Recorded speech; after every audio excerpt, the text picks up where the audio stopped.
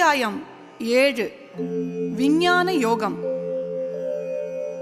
விஞ்ஞானம் என்பது அனுபவம். விஞ்ஞானம் என்பது ஒரு பொருளை நன்றாய் அறிவதாம். பால் எனும் பொருளை எடுத்துக்கொள்வோம். அதை பற்றி காதால் மட்டும் கேட்டவன் அஞ்ஞானி, பார்த்தவன் ஞானி, ருசி கண்டவன் விஞ்ஞானி. கடவுளைக் கண்டு அவனுடன் உறவு கொண்டாடுவதுதான் விஞ்ஞானம்.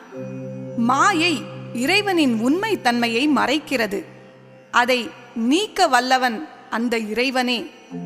4 வகையான பக்தர்களில் ஈஸ்வர தத்துவத்தை உணர்ந்த ஞானியே சிறந்தவன். தேவதைகளை வணங்கும் பக்தர்கள் இறைவன் அளிக்கும் பலன்களை பெறுகிறார்கள். ஆனால் அவை அழியக்கூடியவை. இக்கருத்துக்கள் இதில் விளக்கப் பெறுகின்றன. இதில் 30 ஸ்லோகங்கள் அடங்கியுள்ளன. கண்ணன் முதலில் கூறுவான், மேலும் கேள் பார்த்தா, என்னையே மையப்படுத்தி அறியும் வழியை ஐயத்திற்கிடமின்றி இப்போது கூறுவேன்.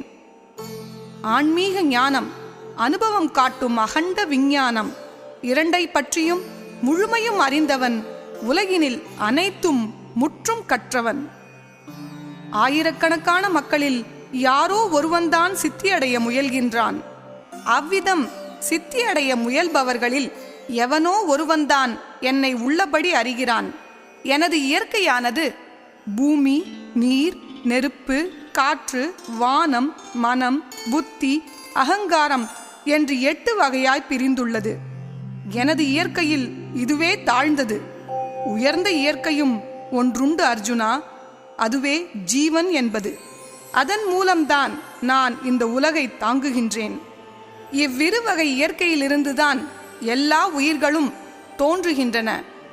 உலகங்களின் தோற்றத்திற்கு காரணம் நானே, அவற்றின் அழிவுக்கு காரணமும் நானே. தனஞ்சயனே, என்னை விட உயர்ந்தது உலகில் வேறொன்றும் இல்லை. நூலில் கோர்த்த மணிகள் போல் உலகம் முழுவதும் என்னையே பற்றி நிற்கிறது. நீரினில் சுவையும் நானே, நெருப்பினில் சுடரும் நானே, சூரிய சந்திரரில் ஒளியும் நானே, வானிலே ஓசையும் நானே, வேதங்களில் ஓம்காரம் நானே, பூமியில் நறுமணம் நானே, பூதங்களின் வித்தும் நானே, உயிர்களில் உயிரும் நானே, முனிவர்கள் தவமும் நானே, அறிஞரின் அறிவும் நானே, மனதில் ஆண்மையும் நானே, வீரரின் வீரம் நானே, பலவானின் பலமும் நானே, தர்ம விரோதமற்ற ஆசையும் நானே. சாத்விகம், ரஜசம், தமசம் என்ற குணங்களுடன் உலகில் உள்ள அனைத்து பொருள்களும் என்னிலிருந்து தோன்றியவைதான். அவற்றிற்கு நான் அடங்கியவன் அல்ல. அவை அனைத்துமே என்னுள் அடக்கம். இந்த 3 குண மக்கள் அந்த குணங்களுக்கு நான் அப்பாற்பட்டவன் என்பதையும் அழிவற்றவன் என்பதையும் அறிந்து கொள்வதில்லை. முக்குணமயமான இந்த தேவ மாயை வெல்லற்கரியது. என்னை சரணடைந்தவர் மட்டுமே அதை வெல்ல முடியும். ஆனால் பாவிகள் என்னை சரணடைவதில்லை. அவர்கள் மூடர்கள், மானிடப் பதர்கள், அறிவிழந்தவர்கள், அரக்கத்தன்மை கொண்டவர்கள். 4 விதமானவர்கள் நாடி என்னை வழிபடுகின்றனர். துயரமடைந்தவர்கள், நற்கதி நாடுகிறவர்கள், ஈஸ்வர தத்துவம் அறிய விரும்புபவர்கள், ஈஸ்வர ஞானம் கைவரப் பெற்றவர்கள் என்ற இந்த 4 வகையினரும் உயர்ந்தவர்கள்தான். இவர்களில் எப்பொழுதும் என்னிடம் தொடர்பு கொண்டு என்னை மட்டுமே வணங்குபவன்தான் உயர்ந்த ஞானி. மனதை அடக்கி என்னில் கலந்து விட்டவனே என்னுடைய ஆத்மா. பற்பல பிறவிகளின் பயனாய் எல்லாம் கண்ணனே என்ற ஞானம் பெற்றவனே மகாத்மா. அவன் கிடைத்தற்கரியவன். அவன் என்னை நேசிக்கிறான், நானும் அவனை நேசிக்கிறேன். அது வேண்டும் இது வேண்டும் என்று ஆசைப்படும் மக்கள் விரதங்கள் மேற்கொள்கிறார்கள், தேவதைகளை வணங்குகிறார்கள். அந்த வழிபாட்டையும் நான் ஏற்றுக்கொள்ளத்தான் செய்கிறேன். அது மட்டுமல்ல, அத்தேவதைகள் மூலமாகவே அவர்கள் விரும்பிய பலனை நானே அவர்களுக்கு தருகிறேன். ஆனால் அந்த பலன் அழிந்துவிடக்கூடியது. தேவர்களை வழிபட்டால் தேவர்களை அடையலாம், என்னை வழிபட்டால் என்னையே அடையலாம். இணையற்ற அழிவற்ற என் பரமாத்ம வடிவத்தை அறியாத மூடர்கள் பிறவியற்ற என்னை பிறந்தவன் என்று எண்ணுகிறார்கள்.